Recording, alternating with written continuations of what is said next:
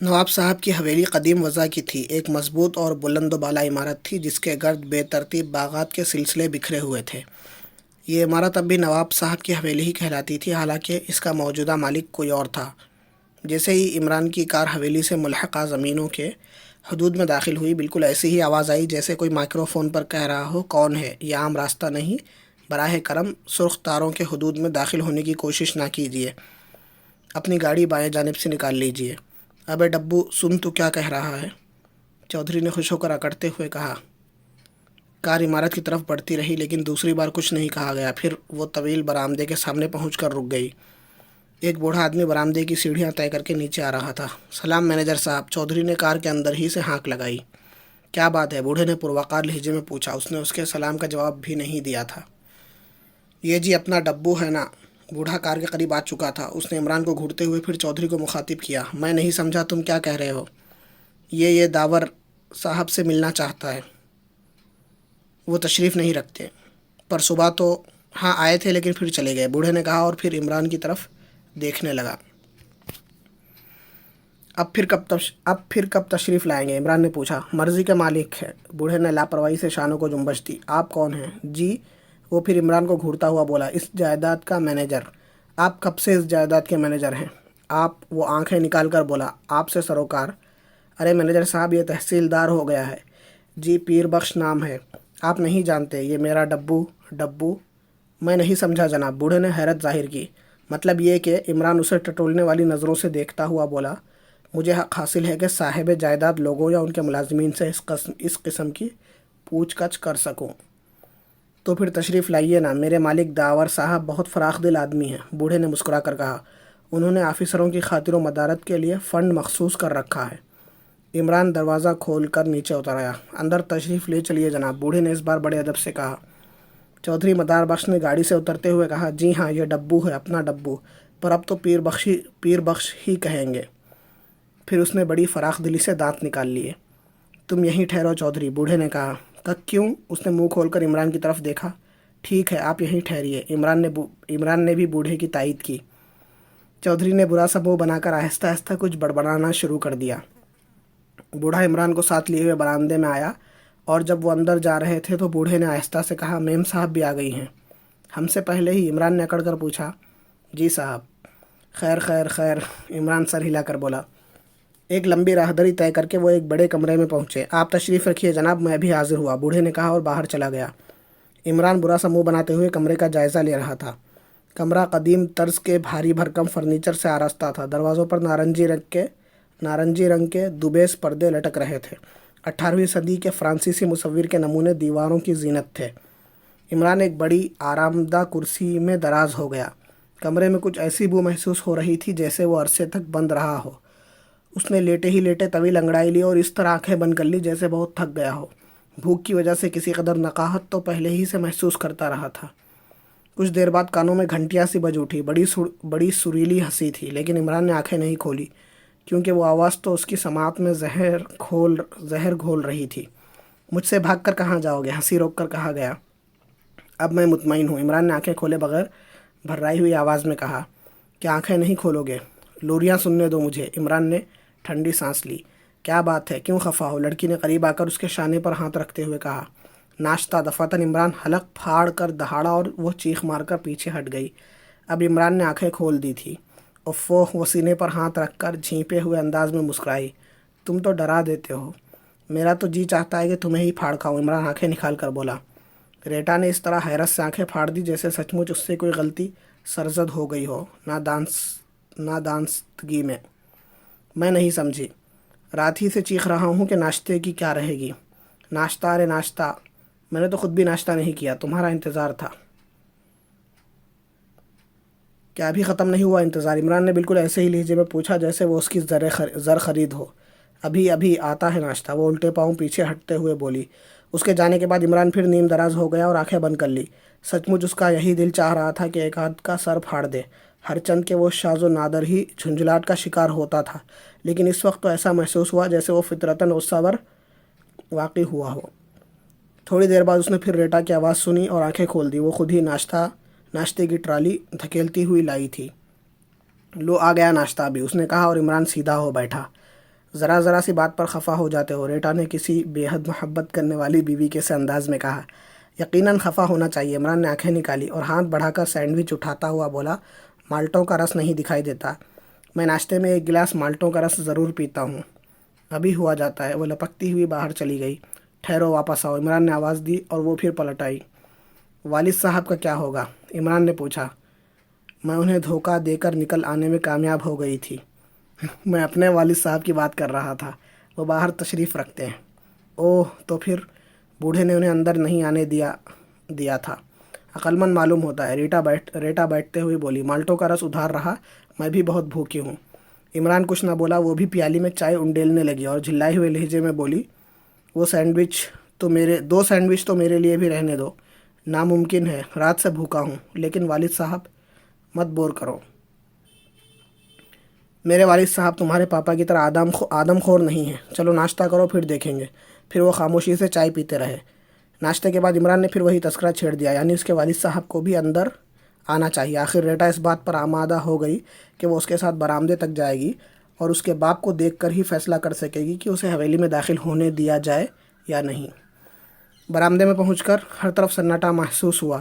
وہ کالی گاڑی بھی موجود نہیں تھی جس پر عمران یہاں تک آیا تھا۔ چودھری بھی نہ جانے کہاں غائب ہو گیا تھا۔ بوڑھے مینیجر نے بتایا کہ وہ مرنے مارنے پر آمادہ تھا۔ پھر ٹلا کیسے؟ عمران نے پوچھا۔ آپ کو بھی گالیاں دے رہا تھا جناب۔ بڑی خوشی ہوئی۔ اور میری گاڑی؟ پتہ نہیں، بوڑھے نے لاپرواہی سے کہا، میں برآمدے میں موجود نہیں تھا۔ لیکن ٹھہریے، ابھی ایک صاحب آپ کے لیے خط دے گئے ہیں۔ اس نے جیب سے ایک لفافہ نکال کر عمران کی طرف بڑھا دیا۔ نیلے رنگ کا مہکتا ہوا لفافہ تھا جس سے ایک مختصر سی تحریر برآمد ہوئی۔ برخوردار، اگر یہ لڑکی پسند نہ ہو تو دوسری کا انتظام کیا جائے۔ ویسے یہ بہت ذہین اور فرما بردار لڑکی ہے، تمہیں کسی شکایت کا موقع نہ دے گی۔ بابر بعیش کوش کے عالم دوبارہ نیست۔ عمران نے کاغذ تہہ کر کے لفافے میں رکھتے ہوئے ٹھنڈی سانس لی اور ریٹا کو اس طرح آنکھیں پھاڑ پھاڑ کر دیکھنے لگا جیسے پہلی بار نظر آئی ہو۔ وہ قطعی بے تعلق ہو کر خلا میں گھورے جا رہی تھی۔ عمران نے اس کا بازو پکڑا اور پھر حویلی کے اندر واپس چلا آیا۔ ریٹا کچھ کہے بغیر اس کے ساتھ چلتی رہی اور وہ پھر اس کمرے میں آئے جہاں ناشتہ کیا تھا۔ وہ دونوں خاموش کھڑے ایک دوسرے کا جائزہ لیتے رہے۔ پھر عمران نے پوچھا، تمہارا باس کون ہے؟ میرا باس؟ لڑکی کے لہجے میں تحیر تھا۔ عمران نے اس کی آنکھوں میں دیکھتے ہوئے سر کو جنبش دی۔ پتہ نہیں تم کیسی باتیں کر رہے ہو۔ کیا اب میں اس خط کا انگریزی میں ترجمہ کروں؟ عمران نے لفافہ اس کی طرف بڑھاتے ہوئے کہا۔ وہ تھوڑی دیر تک خط دیکھتی رہی، پھر بے بسی سے بولی، مجھے مقامی زبان نہیں آتی۔ عمران نے جیب سے فاؤنٹین پین نکال کر اسی کاغذ پر مضمون کا ترجمہ کیا اور دوبارہ اس کی طرف بڑھاتا ہوا بولا، اب دیکھو۔ وہ اسے پڑھتے ہی آپے سے باہر ہو گئی، چیخ کر بولی، یہ کس نے لکھا ہے؟ میں نہیں جانتا، تمہارے سامنے ہی اس بوڑھے نے یہ کہہ کر لفافہ دیا تھا کہ کوئی نامعلوم آدمی دے گیا ہے۔ میں بھی نہیں جانتی، کچھ نہیں جانتی اس بےہودگی کے متعلق۔ مجھے راہ میں ایک آدمی ملا تھا جس نے بتایا کہ تم اس عمارت میں موجود ہو، مگر تم وہاں سے یہاں تک پہنچی کیسی تھی؟ اس آدمی نے پہنچایا تھا، گاڑی میں تھا۔ تمہارے چلے آنے کے بعد میں وہاں جنگل میں تنہا رہ گئی تھی۔ اور تمہارے پاپا کا کیا بنا تھا؟ گاڑی تو میں لے بھاگا تھا۔ میرا وہم تھا، وہ پاپا نہیں تھے، پتہ نہیں کون تھا۔ میں ڈر کر پھر جھاڑیوں میں گھستی چلی گئی تھی۔ کیا میں پاگل ہو جاؤں؟ عمران آنکھیں نکال کر دہاڑا۔ پتہ نہیں تم کیسی باتیں کر رہے ہو۔ لڑکی سہم گئی۔ تم کیوں میرے پیچھے پڑ گئی ہو؟ میں پیچھے پڑ گئی ہوں یا مصیبتیں جھیلتی پھر رہی ہوں تمہاری وجہ سے؟ ہاں، عمران حیرت سے آنکھیں پھاڑ کر رہ گیا۔ ریٹا نے اپنا منہ چھپا لیا تھا اور سسکیاں لینے لگی تھی، یعنی کہ ارے واہ، میں نے کہا۔ اتنے میں بوڑھا اجازت لے کر کمرے میں داخل ہوا۔ باہر ہنگامہ برپا ہے جناب، اس نے بڑے ادب سے کہا۔ کیسا ہنگامہ؟ گاؤں والے اکٹھا ہو گئے، کہہ رہے ہیں کہ آپ کو باہر لایا جائے۔ اچھا، عمران کر رہا۔ پھر جیسے ہی وہ دروازے کی طرف بڑھا، ریٹا نے جھپٹ کر اس کا بازو پکڑ لیا۔ کہاں جا رہے ہو؟ تم اس طرح نہیں جا سکتے، وہ تقریباً روتی ہوئی بولی۔ عمران اسے کوئی جواب دیے بغیر چلتا رہا اور وہ اس کا بازو پکڑے گھسیٹتی رہی۔ برآمدے میں پہنچ کر عمران سچ مچ بوکھلا گیا۔ ایک جم غفیر ڈبو ڈبو کے نعرے لگا رہا تھا، لیکن انہیں دیکھتے ہی سناٹا چھا گیا۔ ریٹا عمران کا بازو پکڑے کھڑی تھی، گہری خاموشی طاری تھی۔ دفعتاً چودھری مدار بخش نے آگے بڑھ کر غصیلے لہجے میں پوچھا، یہ کون ہے؟ میری بیوی، عمران نے بڑے پرسکون لہجے میں جواب دیا۔ ابے تو کیا بگڑ کاکا کی نواسی؟ چودھری جملہ پورا کیے بغیر مجمع کی طرف مڑ گیا۔ اب وہ سبھی بڑبڑا رہے تھے۔ اچھا بے، سیدھی طرح گھر چل، نہیں تو۔ چودھری نے پھر عمران کی طرف مڑ کر گھونسا دکھاتے ہوئے کہا۔ इमरान ने एक छत शगाफ कहकहा लगाया और बोला, यार तुम भी दावर साहब के बहकाए में आ गए। मैं उनका दामाद हूँ, या उनकी लड़की है, अंग्रेज़ बीवी है। दावर साहब ने मुझसे कहा था कि किसी दिन तुम्हें ऐसा उल्लू बनाऊंगा कि ज़िंदगी भर याद रखोगे। तब तो क्या है, झूठ था, चौधरी हकलाया। 100%। क्या यही तुम्हारा बाप है? रीटा ने इमरान से पूछा। कुछ देर पहले था, अब नहीं है। इमरान ने बाईं आंख दबाई। पहले तुमने क्यों नहीं बताया था? चौधरी ने रुहासी आवाज़ में कहा और फिर सचमुच रो पड़ा। ओहो, ये तो रो रहा है। क्यों रो रहा है? रीटा ने मुस्तरबाना अंदाज में कहा। पता नहीं, इमरान ने कहा और अंदरूनी दरवाजे की तरफ मुड़ता हुआ बोला, आओ चले। उसकी समझ में नहीं आ रहा था कि वो किस गोरख धंधे में आप फंसा है। ख़त भेजने वाला कौन था और इस तरह यहाँ क्यों हाँक लाया गया है। कुछ देर बाद उसने बूढ़े को धमकाना शुरू कर दिया। साहब, मैं कुछ नहीं जानता, बूढ़ा चिल्ला कर बोला। मुझसे जो कुछ कहा गया है मैंने किया। अब क्या मैं अपने मालिक से बाल की खाल निकालने बैठ जाता? कोई भी मुलाजिम ऐसा नहीं कर सकता, वो तो हुक्म का बंदा होता है। क्या कहा था तुम्हारे मालिक ने?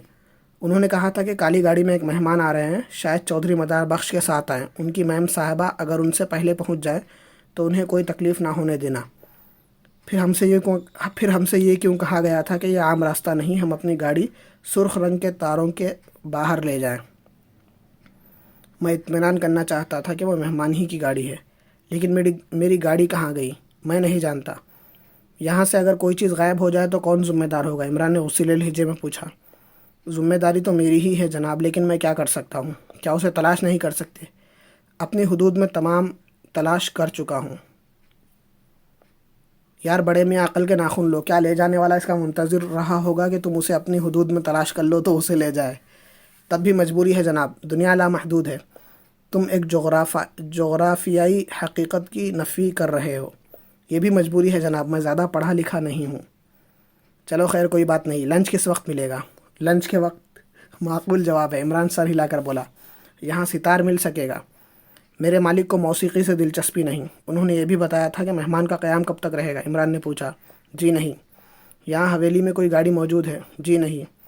शहर यहाँ से कितनी दूर है? पता नहीं, कभी जाने का इत्तेफाक नहीं हुआ। कितने दिनों से यहाँ मुलाजिम हो? जब से दावर साहब इस हवेली के मालिक बने हैं। अगर मैं ये कहूँ कि दावर साहब को सिरे से जानता ही नहीं, भला मुझे उससे क्या सरोकार? हुक्म का बंदा हूँ। क्या तुम लोग अंग्रेज़ी में गुफ्तगू नहीं कर सकते? रीटा बोली। बूढ़े ने मुस्तफसराना नज़रों से इमरान की तरफ देखा और इमरान ने कहा, कह रही है कि फजूल टाई टाई ना करो, जाकर लंच का इंतज़ाम करो। बहुत बेहतर जनाब, बूढ़े ने कहा और कमरे से चला गया। कुछ देर खामोशी रही, फिर रीटा ने पूछा, क्या यह तुम्हारे किसी अजीज़ का मकान है? बिल्कुल, और मैं अनकरीब उसे अजीज़ तरीन बना कर रख दूँगा। मैं नहीं समझी। उससे क्या फ़र्क पड़ता है? इमरान ने लापरवाही से शानों को जुम्बश दी। इतने में बूढ़ा फिर वापस आ गया। उसके चेहरे पर सरासीमगी के आसार थे। जनाब गज़ब हो गया। अब क्या हुआ? इमरान कर रहा। इस बार जनाब आली, बूढ़ा हाँफता हुआ बोला, वो बहुत ज़्यादा खौफनाक बनकर आए हैं। कौन? गांव वाले कहते हैं कि आपको फ़ौरन हवेली के बाहर लाया जाए, वरना वो अंदर घुस पड़ेंगे। चलो, वो उठता हुआ बोला। क्या बात है, क्या है, मुझे भी बताओ, रीटा ने मुस्तरबाना अंदाज में कहा। इमरान ने उससे कहा कि वो वहीं ठहरे और वो खुद बूढ़े के साथ बरामदे में आया। इस बार सचमुच मजमा गज़बनाक नज़र आ रहा था। चौधरी मदार बख्श ने एक बहुत वज़नी तबर हाथों में संभाल रखा था, जिसे उठाए हुए उसने चीख कर कहा, डब्बू चला चल सीधी तरह। मैं चल रहा हूँ। इमरान ने भी बुलंद आवाज़ में हाँक लगाई। तेरी जोरू साथ नहीं जाएगी। बिल्कुल नहीं जाएगी। तो फिर नीचे आ जा। आ रहा हूँ, लेकिन ज़रा एक बार अंदर तो हो आओ। नहीं, अब अंदर नहीं जा सकता, तेरी जोरू रोक लेगी। अच्छा, इमरान मुर्दा सी आवाज़ में बोला और जीने तय करता हुआ बरामदे से नीचे उतरने लगा। फिर चौधरी ने इसे घेर कर लानत मलामत शुरू कर दी। चल बे, मदार बख्श ने उसका हाथ पकड़कर खींचते हुए कहा। इतने में बरामदे से रीटा की आवाज़ें आईं। तुम कहाँ जा रहे हो? तुम कहाँ जा रहे हो? और फिर वो भी उनके पीछे दौड़ पड़ी। भाग जाओ, वरना ये लोग तुम्हें जान से मार देंगे। बग्गड़ काका की नवासी के हामी हैं। इमरान हाथ हिलाता हुआ चीखा। फिर दफातन करीब की झाड़ियों से एक फायर हुआ, फिर दूसरा, फिर तीसरा और भगदड़ मच गई।